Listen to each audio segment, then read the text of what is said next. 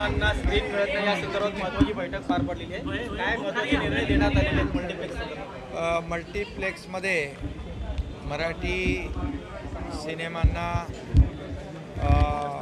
प्राधान्य मिळालं पाहिजे यासाठी एक बैठक झाली आणि या बैठकीमध्ये संबंधित आपले सांस्कृतिक मंत्री होते, परिवहन मंत्री होते आणि या बैठकीमध्ये आपले मराठी चित्रपटाचे दिग्दर्शक होते आणि त्याचबरोबर मल्टीप्लेक्स थिएटरचे लोक होते।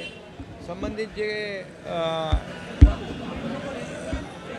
ज्या बैठकीमध्ये ज्या लोकांनी सूचना केलेल्या आहेत, काही सजेशन्स आहेत आणि त्यामध्ये एक सविस्तर चर्चा करून मराठी सिनेमांना प्राधान्य दिलंच पाहिजे कुठल्याही परिस्थितीमध्ये।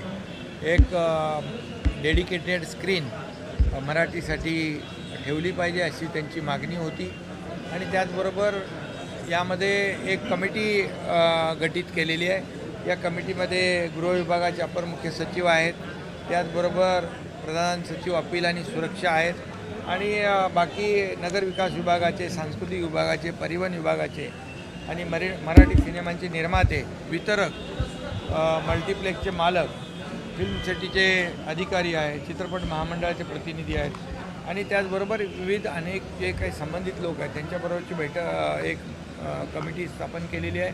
1.5 महिन्यामध्ये या कमिटीने सारासार विचार करून ज्या काही याच्यामध्ये उपाययोजना आहेत, मराठी सिनेमांना प्राधान्य देण्यासाठी मल्टीप्लेक्स थिएटरचे काही मालक आणि काही लोक आले होते, त्यांचे प्रतिनिधी आले होते आणि त्यांना देखील आम्ही सांगितलं महाराष्ट्रामध्ये मराठी सिनेमांना प्राधान्य दिलंच पाहिजे।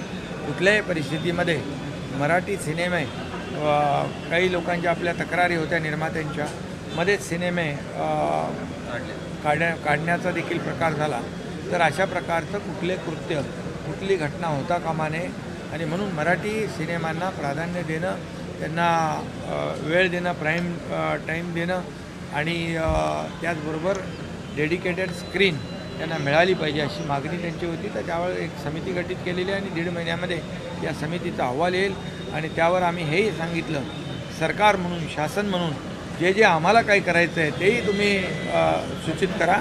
त्यावर शासन देखील सकारात्मक आहे आणि पूर्णपणे मराठी सिनेमा निर्मात्यांच्या मागे मराठी सिनेमा जास्तीत जास्त दाखवले गेले पाहिजे आणि या महाराष्ट्रामध्ये मराठी सिनेमांना न्याय मिळाला पाहिजे अशा प्रकारची भूमिका सरकारची आहे। निवडणूक आयोगाने स्थानिक स्वराज्य संस्थांच्या निवडणुकीबाबत व्हीव्हीपॅट मशीन ही नसणार आहे अशी भूमिका हे केलेली आहे। कुठेतरी गोंधळ होऊ शकतो त्यामुळे नेमकी आपली मागणी काय असणार आहे? व्हीव्हीपॅट असावे की नसावे या संदर्भात? नाही, निवडणूक आयोग आणि EVM या बाबतीमध्ये जेव्हा विरोधकांनी तक्रारी केल्या, त्यांचा तक्रारीचा सूर कधी होता? जेव्हा ते हरले तेव्हा त्यांनी EVMवर, व्हीव्हीपॅटवर, सर्व याच्यावर त्यांनी आरोप केले, निवडणूक आयोगावर पण आरोप केले।